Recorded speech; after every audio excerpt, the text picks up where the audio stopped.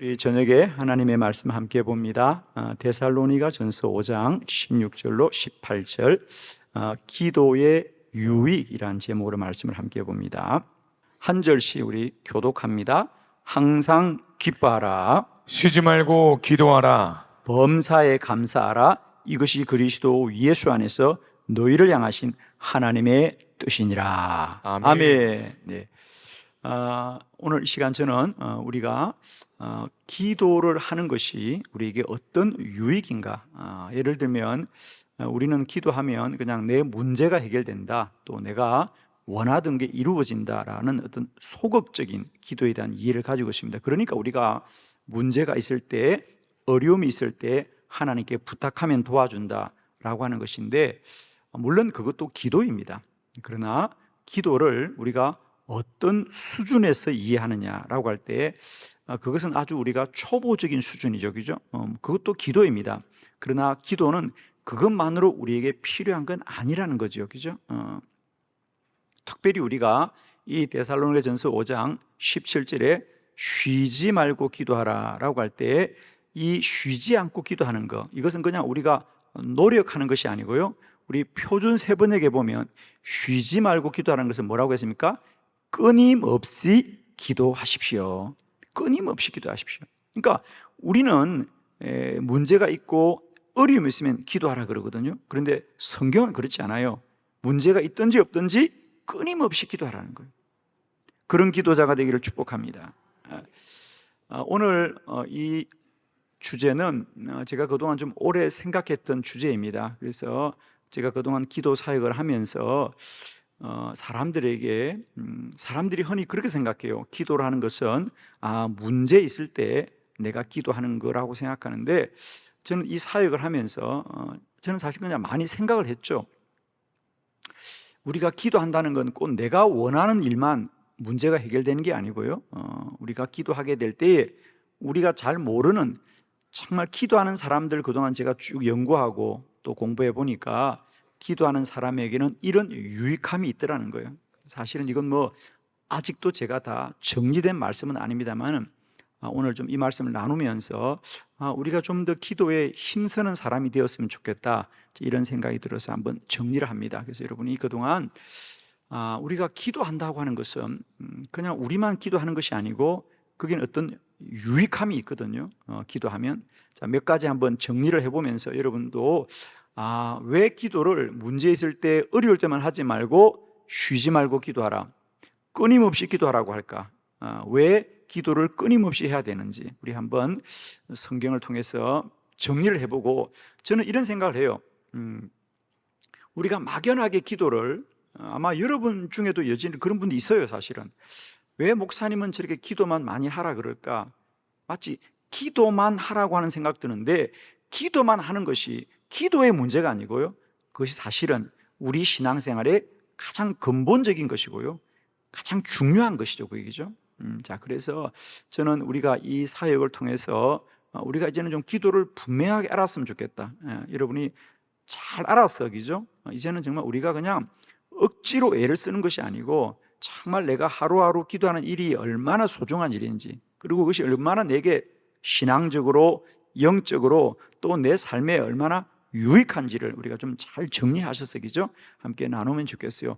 오늘 제가 드리는 이 설교는 그동안 제가 기도 사역을 하면서 늘 마음속에 사람들에게, 나에게 목사님은 왜 기도가 중요하냐고 물으면 뭔가 좀 정리가 되어야 되겠다, 그런 마음으로 제가 늘 준비해 보았던 말씀이에요. 자, 오늘 한번 나누면서 또 여러분 안에 기도를 해야 될 좀 분명한 이유가 깨달아지면 우리가 그만큼 더욱더 기도에 전무하게 되리라고 믿습니다. 자, 첫 번째, 우리가 기도자의 유익은 뭐냐?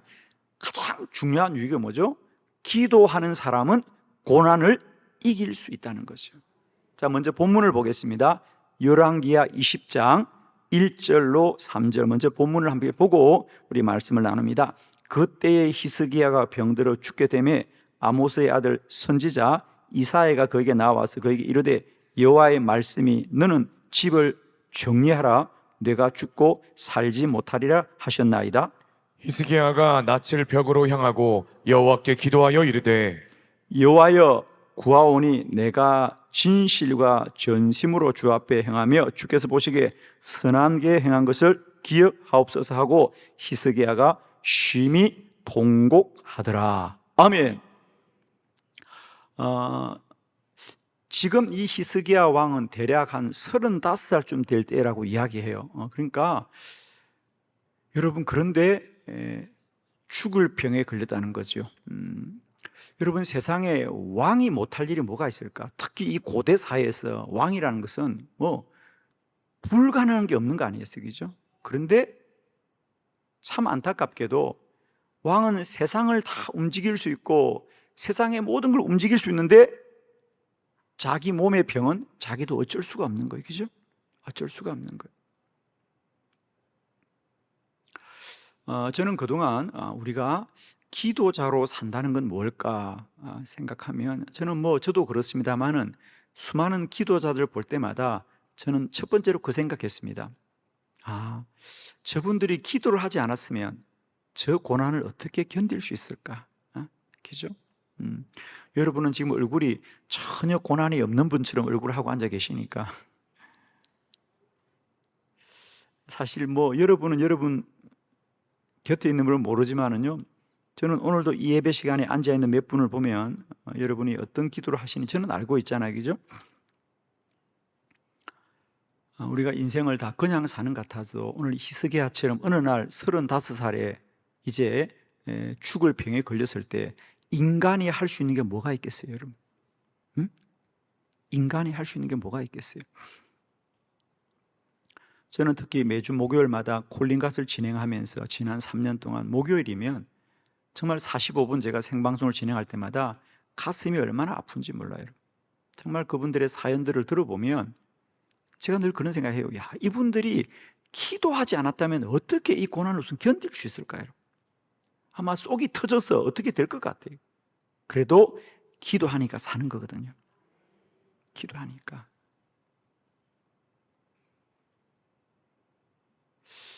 제가 그분들의 그 안타까운 사연을 들어보면 제가 늘 감사한 건, 그래도 이분들이 기도할 수 있어서 감사하다. 그죠? 기도할 길도 없었다면 그분들이 어떻게 되었을까요?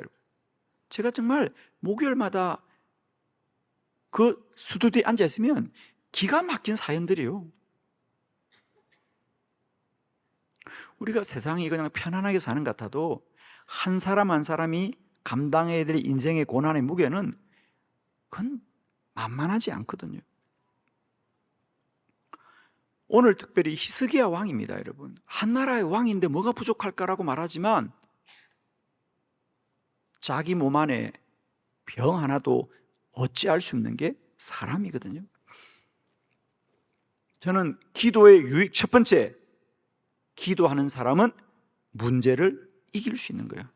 고난을 이길 수 있고 고난을 견딜 수 있고. 기도하지 않다면 다 포기할 거예요, 여러분. 우리가 기도자로 산다는 건 뭐냐?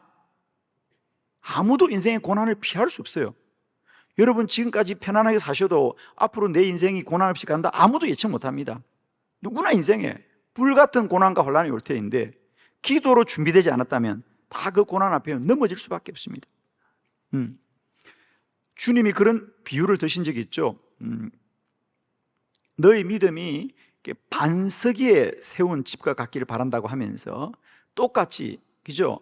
모래 위에 지은 집과 반석에 지은 집이 있는데 평소에는 괜찮다는 거죠. 그런데 뭡니까? 큰 창수가 일어가지고 큰 풍랑이 일면 물이 들어닥치면 모래 위에 지은 집은 무너집니다. 그러나 반석에 지은 집은 견딘다는 거죠. 저는 왜 우리는 기도자야 되느냐? 우리가 기도자로 살아야 될 첫 번째 유익은 뭐냐? 기도해야만이 고난을 이길 수 있어요. 고난을 피할 수 없습니다. 여러분이 아무리 잘 살아도 고난 없이 사는 길은 없어요, 여러분. 그리고 그 고난은 꼭 물질만 문제가 아니에요. 인간은 불안한 존재이기 때문에 우리에게 여러 가지 고난이 찾아와요.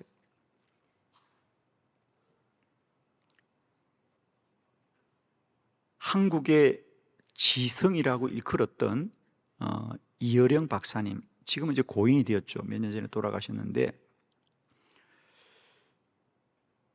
그분이 세례받은 날이요, 동아일보 신문에 났어요, 여러분. 2007년도 7월 23일. 제가 기억하잖아요. 얼마나 유명했으면. 동아일보에 이어령 박사가 세례받았다고 신문에 났어요. 여러분도 세례받은 날 다 신문에 났죠?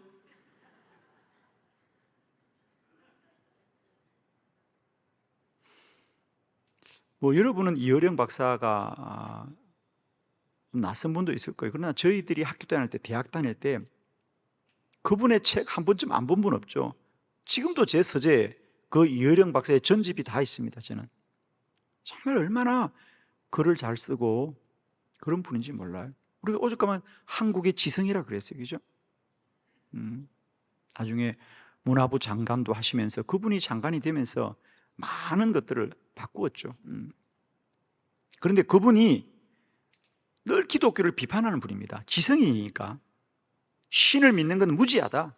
신을 믿는다는 건 인간이 연약한 거다. 인간은 지성만 있으면 문제가 없다. 그리고 교회를 핍박하고 비난하던 사람이 그 사람이거든요. 그렇기 때문에 신문에 난 거예요. 한국판 사울이 바울된 사건이 이어령 박사거든요. 그렇게 지성으로 똘똘 뭉치고 냉철하던 사람이 왜 세례받은지 아세요? 이어령 박사가 딸을 잘 키웠죠. 공부를 잘해서 미국 가서 유학도 하고 미국의 변호사가 됐어요. 무엇 하나 거침이 없었죠. 공부만 잘하면 되죠. 공부만 잘하면 똑똑하면 사는 거예요. 정말 그의 생각대로 딸이 열심히 공부하고 똑똑하니까 미국에 성공을 했어요. 변호사가 됐으니까요. 그런데 어느 날 그 딸로부터 놀라운 소식을 듣는 거예요. 아빠, 내 몸이 이상해요. 눈이 점점 어두워져요. 아빠, 어떻게 해요? 병원에 가도 원인을 몰라요, 아빠. 점점 눈이 흐릿해진다는 거예요. 이 지성인이 얼마나 깜짝 놀랐어요. 딸이 아빠 집에 좀 와줘요. 저희 집 좀 같이 있어주세요. 안 갈 수가 없잖아요. 딸이 지금 앞을 못 본다는데. 아빠로서 해줄 게 아무것도 없어요. 근데 그 딸은 어떤 경로로든지 예수를 믿고 있었어요. 이제 딸과 함께 미국에서 지내다가 주일을 맞이했어요. 어떻게 해야 돼요? 딸의 가족들은 교회를 가는데 이혜령 박사는 교회를 안 가는 거죠. 딸이 그럽니다. 아빠, 아빠는 예수를 안 믿지만 오늘은 저희들과 함께 저희들이 다니는 교회에 나가줄 수 있어요? 갈 수 있어요? 없어요? 가야죠, 여러분. 지금 딸이 앞을 못 보고 있는데 딸이 절박하게 부탁하니까 자기는 예수를 안 믿지만은 그 딸이 다니는 교회를 함께 가주는 거죠. 딸 때문에. 미국의 조그마한 시골 교회였어요. 예배를 마치고 딸이 아빠를 목사님에게 소개했어요. 저희 아빠가 한국에서 오셨어요. 처음 교회에 오셨어요. 목사님이 축하합니다. 그러면서 몇 안 되는 성도들과 함께 우리 이어령 형제를 위해서 같이 기도합시다. 둘러서는 거죠, 갑자기. 그러면서 생각지도 못했는데 목사님이 그런 제안을 하시는 거예요. 우리가 선생님을 위해서 기도하겠습니다. 이 순간 선생님의 마음에 소원을 가지시면 하나님 앞에 기도하십시오. 하나님이 들어줄 겁니다. 아니, 아무도 준비가 안 됐는데 목사님이 갑자기 그 말을 하는데 기도가 무슨 소용이 있어? 이렇게 외면할 수 없더라는 거죠. 그럴 때 자기 속에 그런 생각이 들더래요. 그래, 내가 기도해서 내 딸이 눈을 뜰 수만 있다면, 이런 생각이 들더래요. 순간 그냥 내가 기도해서 내 딸이 눈을 뜰 수만 있다면. 그래서 그가 조용히 기도했다는 거예요. 하나님, 저하고 계약합시다. 계약.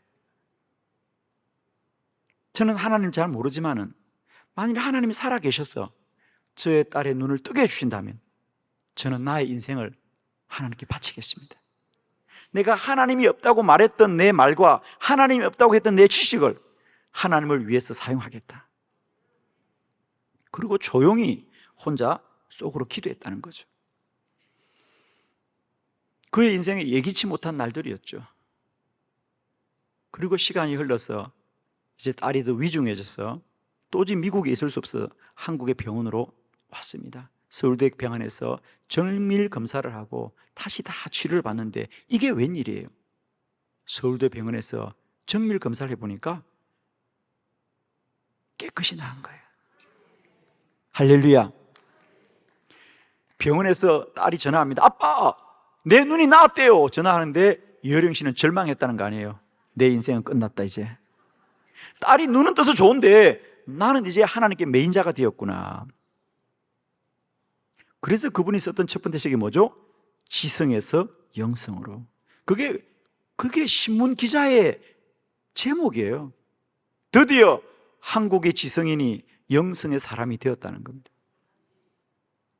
그때부터 그분은 끊임없이 하나님에 대한 고백과 글들을 쓰기 시작하는 거죠. 그리고 2007년 7월 23일 날 하용조 목사님으로부터 세례를 받습니다. 그렇습니다. 히스기야 왕도 자기의 질병 앞에서는 왕이 아니고요, 한국의 지성인도 딸이 눈이 앞이 보이지 않을 때 지성은 무너지는 겁니다. 여러분, 무엇으로 고난을 이길 겁니까? 돈이 많다고 고난이 피해갑니까? 지식이 많다고 고난이 피해갑니까? 착하다고 고난이 피해갑니까? 바르게 산다고 고난이 피해갑니까? 그렇지 않습니다, 여러분. 이 고난을 무엇으로 이길 수 있습니까? 기도하는 자만이 고난과 맞설 수 있어요. 기도하지 않는 자는 고난 앞에 무릎 꿇습니다. 다 인생의 실패자가 됩니다. 저는 기도하는 사람의 유익은 뭐냐? 고난과 최소한 기도하는 사람은 고난과 맞설 수 있는 사람이라는 거죠. 최소한 기도하지 않으면 누구나 고난 앞에 그냥 무너집니다, 여러분. 신앙도 무너집니다, 여러분. 저는 목회를 35년 하면서 그렇게 교회에서 믿음이 좋은 사람들 암 한번 걸려보세요, 여러분. 말기암이라 그러면 믿음 다 무너집니다. 저는 그런 고백을 얼마나 많이 던지 모릅니다. 몸이 건강할 때는 어리고 없지는 그냥 교회에서 믿음 제일 좋은 사람이 그 사람들이. 그런데 어느 날 병원에 갔는데 암 말기입니다. 믿음 다 무너집니다. 벌벌벌 떨죠. 그리고 하나님 왜 내게 이런 고난을 주시냐고 아우성칩니다. 그때부터 내가 그동안 교회에서 얼마나 열심히 했는데 왜 내게 이런 고난을 주냐고. 저는 그런 믿음을 너무 많이 보았어요. 다 무너지는 믿음입니다. 그러나 기도하는 자는 고난과 맞설 수 있다는 거죠. 당장 그 기도가 응답이 되든 안 되든 어쨌든 기도하는 자는 고난 앞에 무릎 꿇지 않는단 말이에요, 여러분. 맞설 수 있는 거예요. 일단은 거기서부터 문제가 시작되는 거죠. 우리가 맞서기는 해야 될 거 아닙니까 지금. 근데 기도하는 사람만이 문제에 맞서는 거예요, 여러분. 두려워하지 않고 피하지 않고. 저는 이것이 기도자의 가장 중요한 유익이라고 믿습니다. 여러분 기억하십시오. 아무도 인생의 고난을 피해 살 수는 없어요, 여러분. 그러나 기도하는 사람들은 그 고난과 맞설 수 있고요, 그 고난을 견딜 수 있고요, 마침내는 그 고난을 이길 수 있다는 거예요. 아멘. 여러분 쉬지 말고 기도하시고 끊임없이 기도하십시오. 그리고 고난과 맞서는 사람이 되십시오. 고난을 이기는 사람이 되십시오. 고난을 정복하는 사람이 되십시오. 저는 목회자로서 우리가 이제는 그저 막연히 교회 다니고 막연히 신앙생활하는 것이 아니고 정말 능력 있는 성도가 되길 바라요. 누구를 만나더라도 기도합시다. 지난 8월에 우리 컨퍼런스에 많은 분들이 다녀가셨습니다. 그분들이 다녀가신 이후에 저희들에게 여러 가지로 감사의 인사를 하시는데 그분들이 느꼈던 건 한 가지죠. 한빛교회 가서 새로운 거 배운 거 없어요. 왜? 기도가 응답된다는 걸 누가 몰라요. 근데 문제는 한빛교회 가서 깨달았던 것은 기도의 확신이라는 거죠. 기도의 확신이라는 거예요. 목사님의 말씀을 들으면서 세상 어디에서도 그렇게 확신 있게 기도에 대해서 말씀하시는 일 들어보지 않았다. 누구나 기도 얘기를 하죠, 여러분. 그러나 여러분 이제 우리는 그저 막연히 지식으로서 기도를 하는 것이 아니고 믿음으로 이 기도를 분명히 하셔야 됩니다. 기도하는 자의 첫 번째 유익은 뭐냐? 누구도 인생의 고난은 피할 수 없지만 그 고난과 맞설 수 있는 거예요. 지금 저희 교회 이 자리에 앉아 계신 여러분 중에도 저와 상담한 분들 중에 여러분들이 계시죠. 그리고 저에게 기도받는 분들도 계시고요.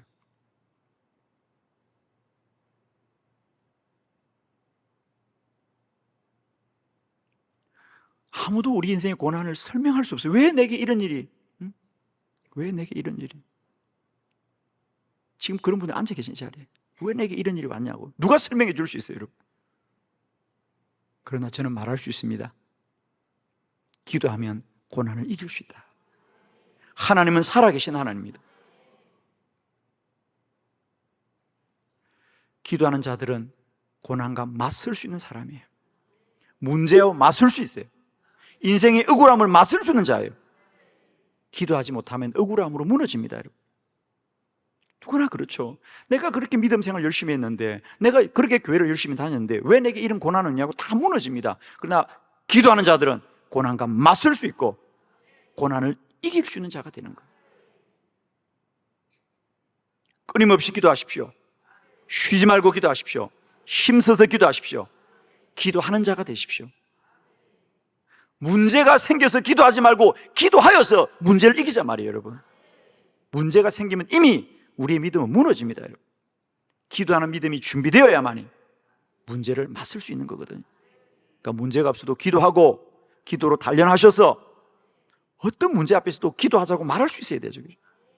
여러분의 자녀들이 인생의 환난이 당할 때 기도하자. 하나님이 문제를 해결하실 것이다. 믿음으로 자녀를 지켜야 됩니다, 여러분. 자녀들이 문제가 있으면 야 어떡하냐 큰일 났다 우리 속상하구나 이러면서 무너지는 거거든요. 그러나 믿음으로 단련되고 기도로 단련된 사람들은 자녀들을 붙들고 기도하자. 하나님이 문제를 해결하실 것이다. 하나님이 응답하실 것이다. 하나님이 반드시 함께 하실 것이다. 기도할 수 있어야 됩니다, 여러분.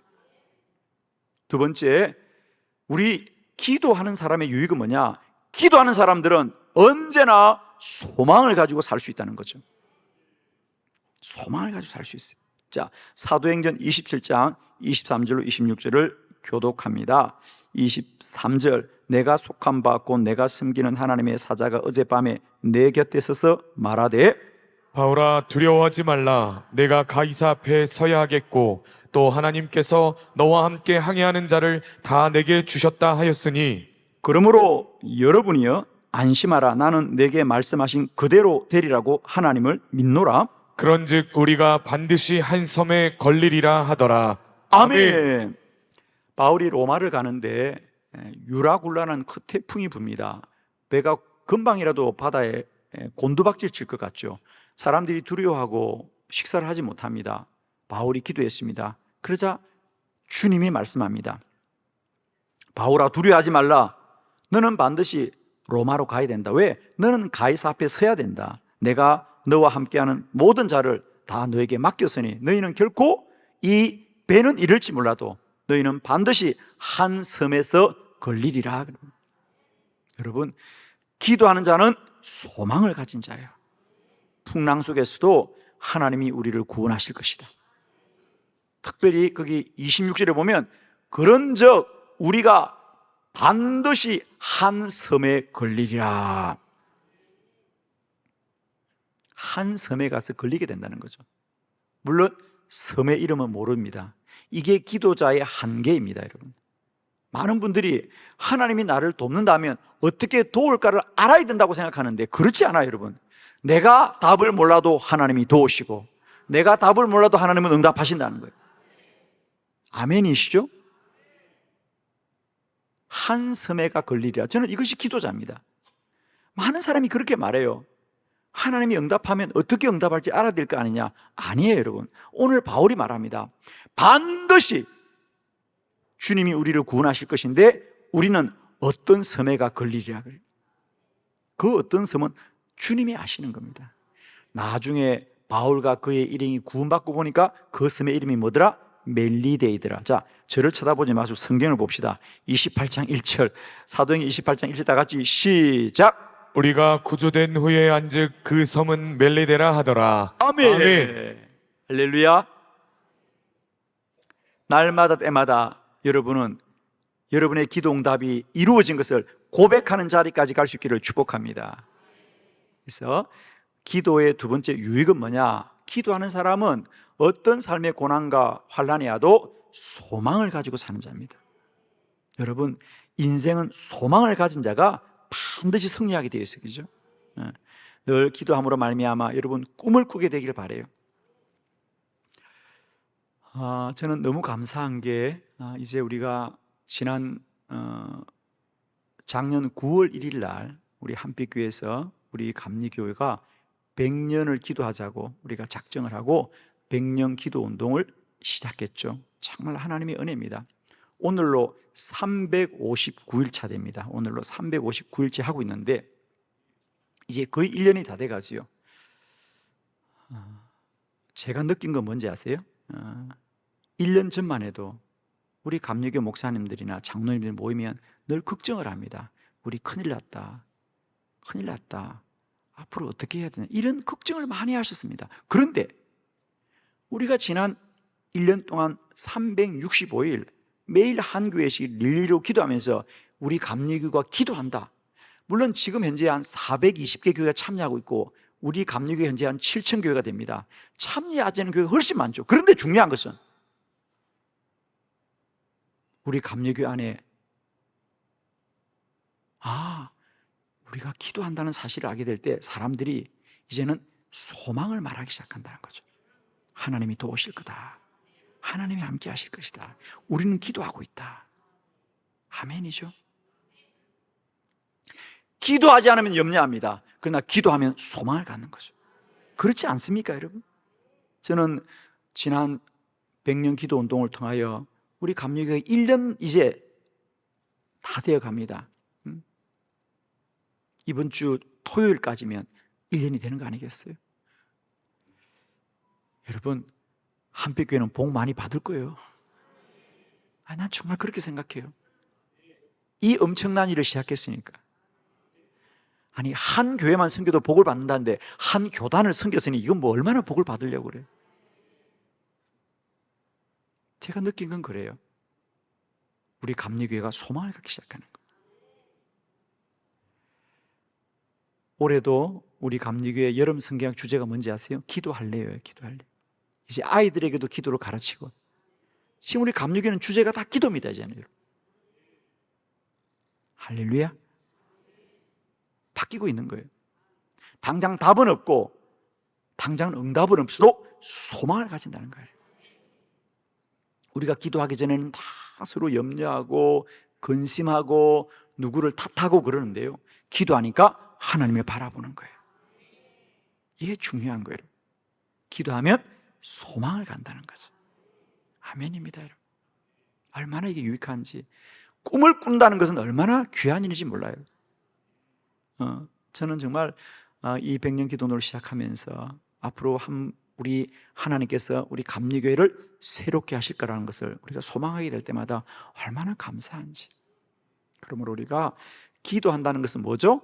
우리의 절망과 이 정말 길이 보이지 않는 우리 현실 속에서 우리가 꿈을 꿀 수 있다는 거거든요. 소망을 간다는 거예요. 날마다 때마다 기도함으로 우리의 내일들을 우리가 소망 중에 바라보고요, 꿈을 꾸는 저와 여러분 되기를 축복합니다.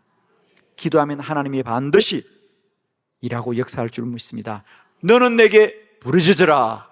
내가 내게 응답하겠고 내가 알지 못하는 크고 은밀한 일을 내게 보이리라. 기도하면 하나님이 우리에게 놀라운 일을 행하고 보이실 줄 믿습니다. 세 번째, 기도의 유익은 뭐냐? 자신을 이길 수 있다는 거예요. 자, 열왕기상 19장 4절 다 같이 시작. 자기 자신은 광야로 들어가 하룻길쯤 가서 한 로뎀나무 아래에 앉아서 자기가 죽기를 원하여 이르되 여호와여 넉넉하오니 지금 내 생명을 거두시옵소서. 나는 내 조상들보다 낫지 못하니이다 하고. 아멘. 아멘. 여러분, 인생을 살면서 내 삶의 가장 큰 문제는 뭐죠? 우리는 우리가 어리석을 때는 다른 사람이 문제다, 나의 어떤 조건이 문제다, 환경의 문제다 생각하는데 그건 여전히 어리석은 사람들입니다. 여러분, 세상의 가장 큰 문제는 나 자신입니다. 여러분. 탈무드에 보면 자신을 이긴 자는 적이 없다 그랬어요. 자기를 이기면 적이 없습니다. 왜? 내가 나를 이겼는데 어떻게 적이 있어요? 내가 나를 이겼는데. 그러니까 자기를 이긴 사람은 적이 없는 거예요.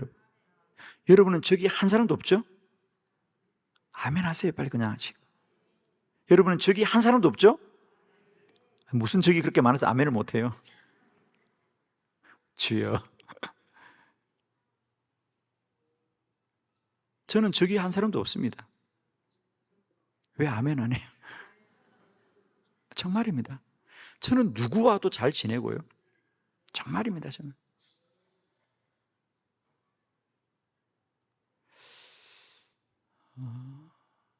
여러분, 아직도 여러분이 다른 사람이 문제라고 생각하십니까? 아직도? 아직도 집에 그 사람이 문제입니까? 여기는 내가 문제입니까? 아직도 집에 있는 그 사람이 문제면 문제 심각한 겁니다, 지금 우리. 내가 문제다. 내가 문제다. 최소한 그 정도 답은 알아야 되는 거 아니에요, 지금? 그것도 모르면 갈 길이 험합니다, 지금. 그래요, 여러분.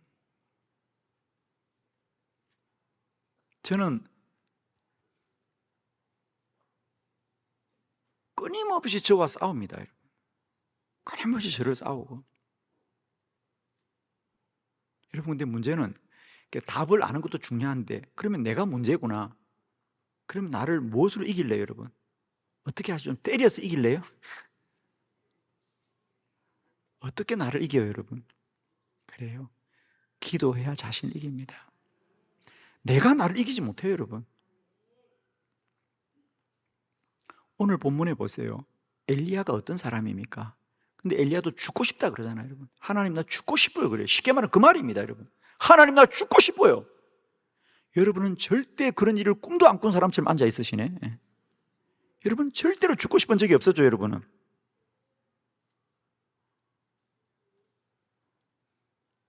하나님 나 죽고 싶어요, 하나님. 왜? 하나님 믿는 사람 아무도 없어요, 하나님. 저 혼자밖에 없어요, 하나님.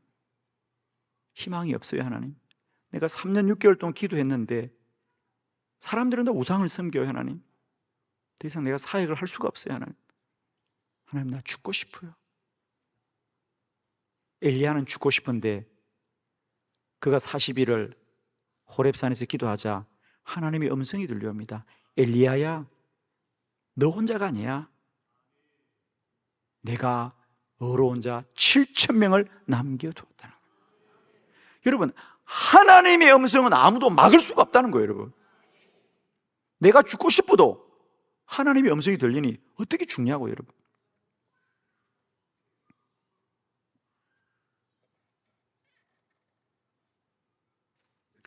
기도해야 자신을 이깁니다. 아멘입니까? 기도 외에는 나를 이길 길이 없습니다, 여러분. 아멘을 안 하니까 좀 세게 얘기해야 될 것 같다. 그러니까 제가 이런 얘기 하는 거 절대 저를 원망하지 마세요. 여러분 아멘을 빨리 안 해서 그런 거니까. 작년에 저희 교회 한 2년 동안 오셨죠. 우리 전주대학의 김문택 교수님.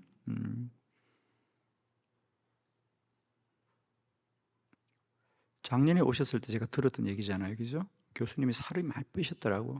한 25kg를 빼셨대요. 제가 깜짝 놀랐어요. 교수님 어떻게 살을 뺐어요? 그러니까 목사님 말도 마세요.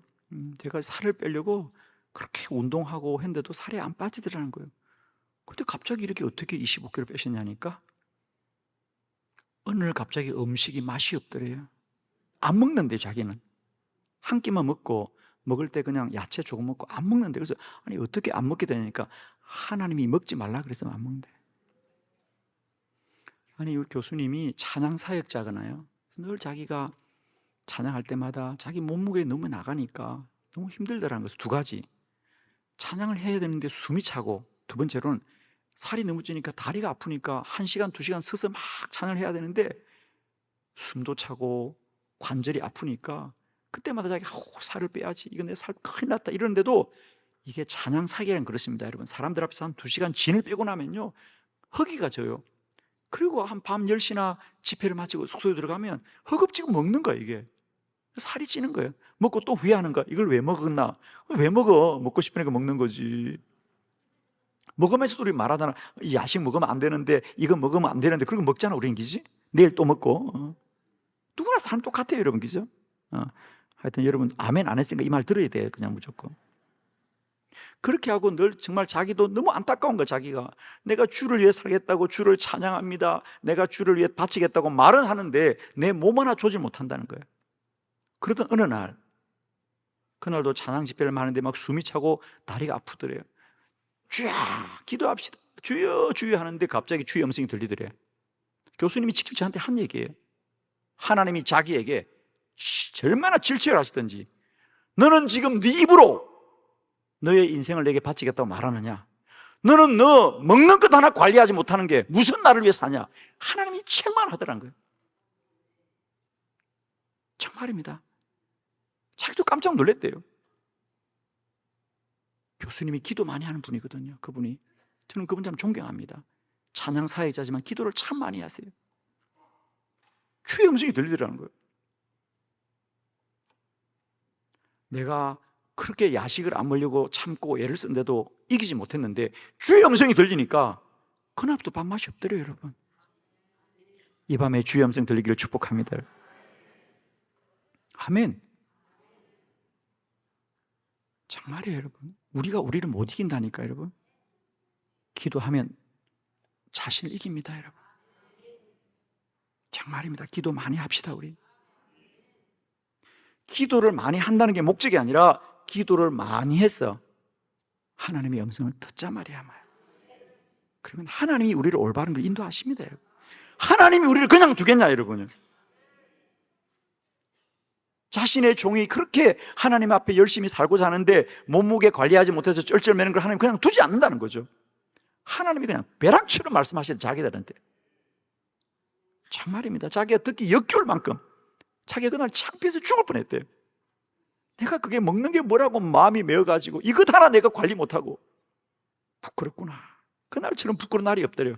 그 다음날 보니까 먹고 싶은 게 아무것도 없더래요. 하나님의 혼이 나고 나니까. 아멘입니다.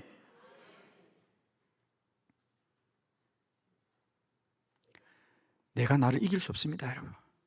그러나 기도하십시오. 하나님이 지켜줄 거예요 여러분. 하나님이 지켜줄 거예요. 저는 지금도 기도하려고 몸부림치는 건 다른 거 아닙니다 여러분. 하나님 나를 이기게 하여 주시옵소서. 저라고 제 마음대로 될 줄 아세요? 아니에요 여러분. 저도 제 마음대로 안 돼요 제가. 그래서 기도하는 겁니다.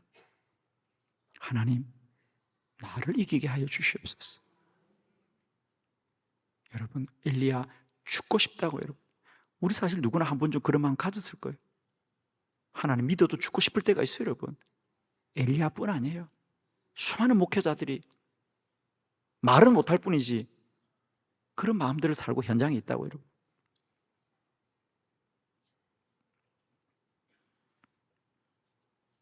제가 언젠가 고백했듯이 제가 왜 해마다 5월 달에 우리 사모님들을 모시고 리트릿을 가느냐, 저는 사실 한 번만 하고 말려고 했어요. 사실은 그냥 그날 그 해에 하나님이 감동을 주셔서 우리 사모님들 좀 섬겨야 되겠다고 생각했는데 해마다 할 수밖에 없었던 게, 첫 해에 갔을 때 제가 오늘 엘리야를 만났거든요. 사모님 중에. 그 사모님이 그러는 거예요.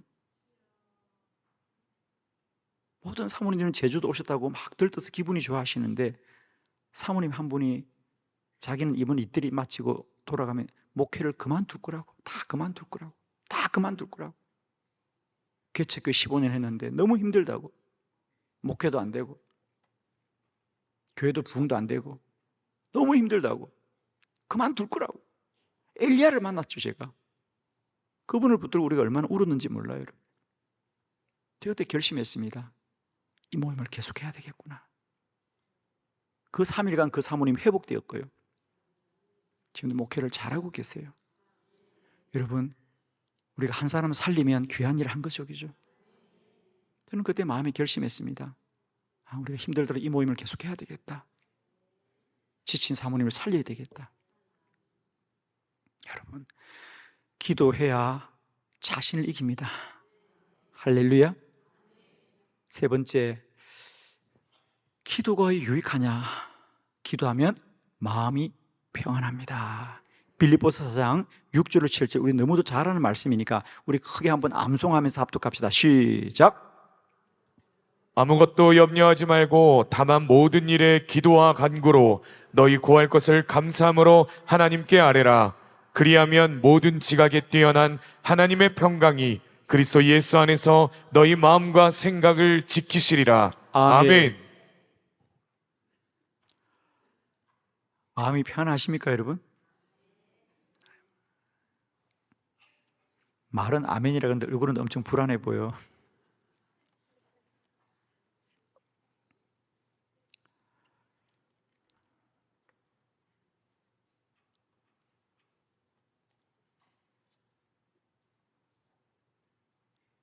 현대 사회는 불안한 사회입니다, 여러분. 모든 게 불안해요, 여러분. 현대인들이 왜 힘들어하느냐? 불안합니다, 여러분. 아마 여러분도 불안하실 겁니다. 뭐가 불안해요? 아파트 값이 오를지 떨을지 불안해 지금. 사는 아파트가 어떻게 되나 많이 불안들 하시죠. 주식이 불안해 지금. 주식하는 분들 주식이 불안할 거예요. 모든 게 불안합니다. 그럼 그 불안은 불안이고 내 삶은 삶일까? 아니에요, 여러분. 나는 외면하고 싶지만 그 불안이 고스란히 내 삶에 영향을 미친다는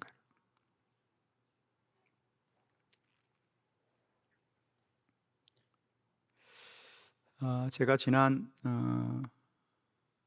6월 달에 우리 남부연의 부흥단에서 남부연의 사모님들을 모시고 대만 수양회를 다녀왔잖아요. 대만에 가서 대만의 현재 가장 높은 빌딩이 이제 101층이더라고요. 그걸 꼭 다 또 한번 올라가 본다 그러더라고요. 그래서 같이 사모님들하고 같이 올라갔습니다. 101층. 지금이야 뭐 101층이 높은 건물이 아닙니다만 한때는 그게 또 가장 높은 건물이었죠. 근데 그 건물에 좀 특별한 걸 보여주더라고요. 그 건물의 꼭대기에 가니까 여러분 101층이 되면 건물이 흔들려요, 여러분. 모르죠? 흔들려요. 바람이 불면 흔들립니다. 그러면 그 높은 빌딩이 흔들리면 무너집니까? 신기한 게 있더라고요, 여러분. 건물을 지을 때부터 이 건물이 흔들린다는 것을 예측하고요. 그 건물의 무게를 잡아주는 큰 추가 꼭대기 내부에 있더라고요. 그걸 볼 수 있어요, 거기 가면. 보통 건물은 그걸 공개하지 않는데요. 그 건물은 그걸 보여주더라고요. 간단한 원리예요. 큰 쇠추가 있는데 그 추가 건물이 왼쪽으로 움직이면 그 추는 오른쪽으로 가는 거죠. 건물이 오른쪽으로 흔들리면 그 추는 왼쪽으로 가서 그 건물의 무게 중심을 잡아주는, 그게 볼거리여서 보고 왔습니다. 겉으로 보면 건물은 아무 문제가 없어요, 여러분. 언제나 곱게 서 있죠. 그러나 그 건물이 곱게 서기 위해서, 그 불안한 건물을 위해서 끊임없이 무게추가 중심을 잡아주고 균형을 잡아주고 있는, 끊임없이. 누가 그 건물이 흔들린다고 생각하면 불안해서 살 수 있겠어요? 그러나 실제로 흔들리는 거거든요. 여러분도 다 흔들려요. 여러분 지금 지구가 도는 게 느껴지죠? 난 늘 어지러운데 지금 돌아가는 게 안 느껴요? 여러분 지구 돈다는 거 몰라요? 믿음이 좋으시네.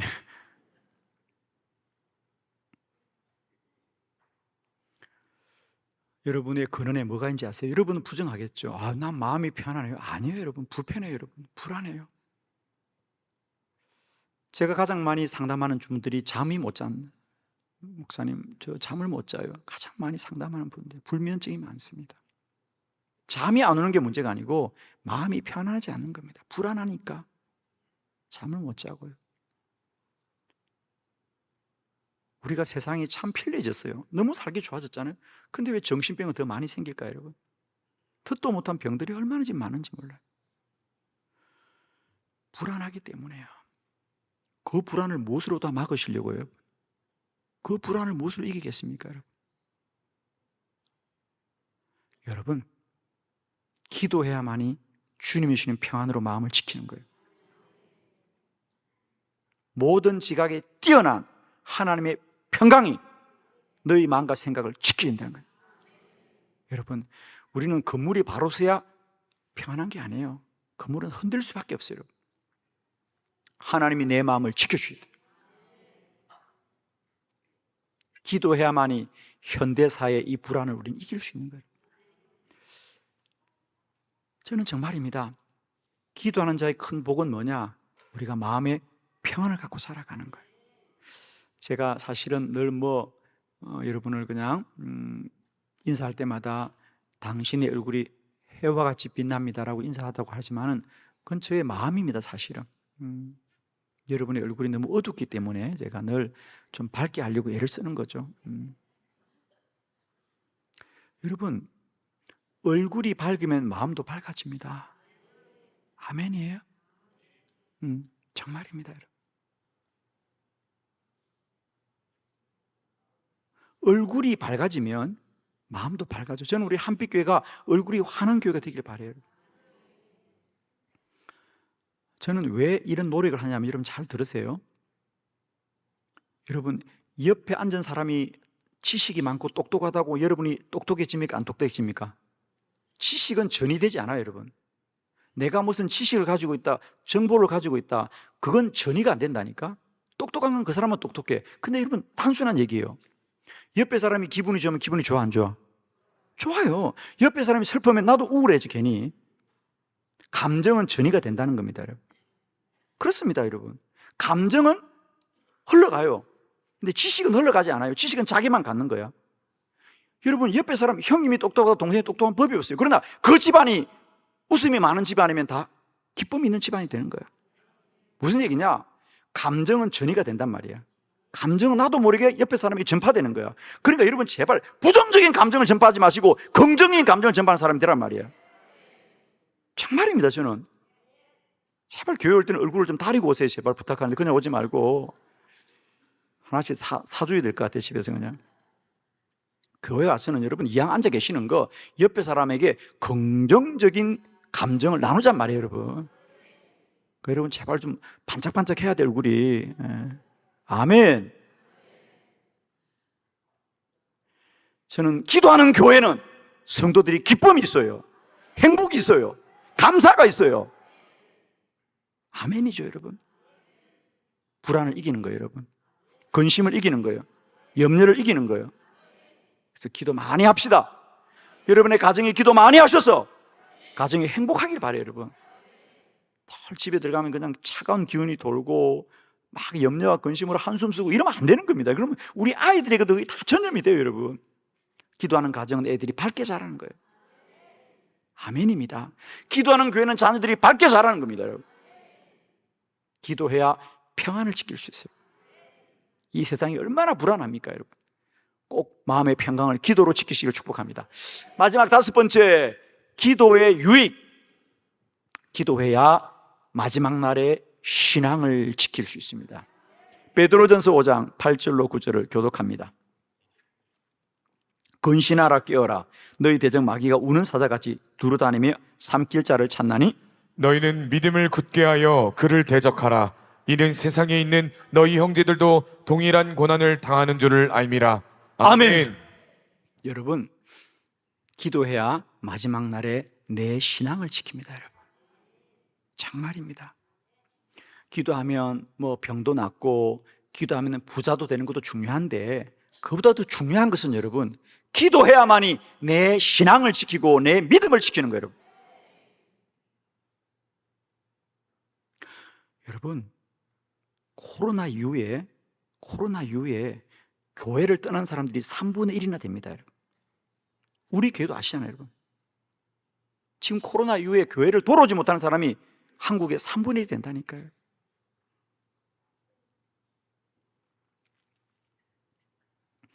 내가 이렇게 교회 다니면 그냥 끝까지 교회 다니는 게 아니에요, 여러분. 나도 모르게 내 신앙이 언제 떠날지 몰라요, 여러분. 우리 성경에 보면 이미 성경에 나오잖아.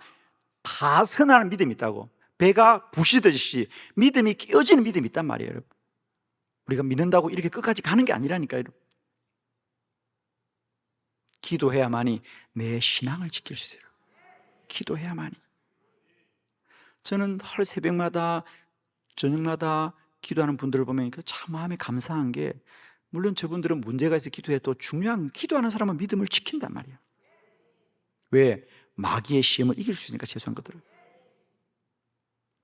우리 지난 수요일 저녁에 우리 진영주 목사님이 하셨던 말씀 중에 제가 가장 귀한 강의는 그거였어요. 왜 이단에 빠지는가? 왜 이단에 빠진다 그랬죠? 그렇죠. 기억하시죠, 여러분? 미혹의 영에 넘어갔다는 거예요. 그러니까 우리가 교회 가만히 보세요. 틀린 게 아니에요. 여러분, 이단에 누가 빠져요? 새신자가 빠져요? 헌신자가 빠져요?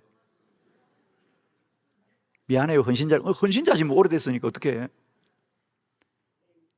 교회에서 믿음이 좋다고 하는 사람이 이단에 빠지지요, 초신자가 이단에 안 빠집니다, 여러분.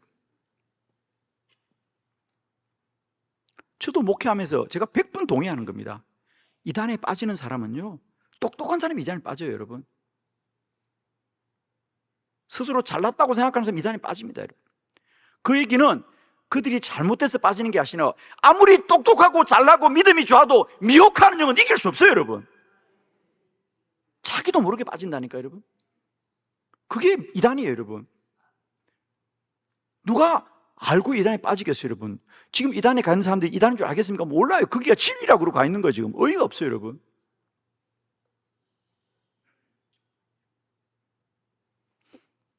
여러분, 우리가 이단에 빠지는 게 우리가 지식이 없어서 아니에요. 미혹하는 영을 이길 수가 없다니까요, 여러분. 요한일서 4장 6절입니다. 우리 함께 다 같이 한번 다시 깨닫고 합독합니다. 시작.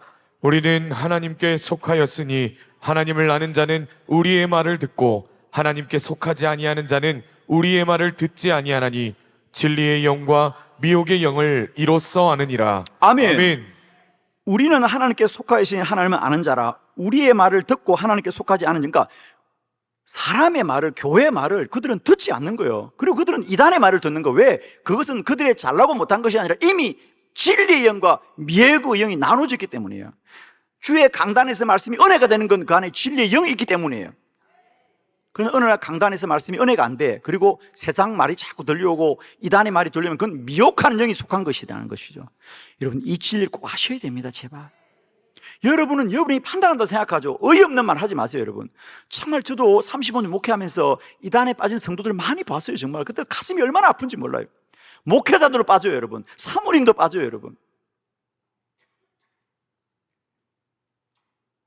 그날 제가 진 목사님 말씀 들어보니까요, 우리 대전에도 우리가 잘하는 문제가 있어 말을 못해요, 그분들이. 이름만 대면 다 알아요. 그분들도 다 신천지에 빠져서 얼마나 고통을 당했는지 몰라요. 목사님도 이단에 빠져있고, 사모님도 이단에 빠지고, 목회자 자녀도 빠지고, 장로님도 빠지고, 권사님도 빠지고. 미혹의 영은 이길 수가 없다니까요, 여러분. 영이 한번 들어오면요, 안 들리는 걸. 그리고 주의 말씀이 은혜가 안 되고요, 자꾸 딴 생각이 드는 거예요, 여러분. 어떻게 하겠어, 그걸 갖다가. 그거 어떻게 할 수가 없어요, 여러분. 그러니까 여러분, 자기 영혼은 자기가 지켜야 된단 말이야. 그리고 내 자식들의 영혼을 지킬 수 있도록 기도자로 세워야 되는 거예요, 여러분. 이 마지막 날에는 이제 불같은 시험이 옵니다, 여러분. 가라지와 알곡이 구분되는 때가 지금이거든요, 여러분. 여러분, 기도하지 않고는 이단을 이길 수가 없습니다. 기도하지 않고는 못 이깁니다, 여러분.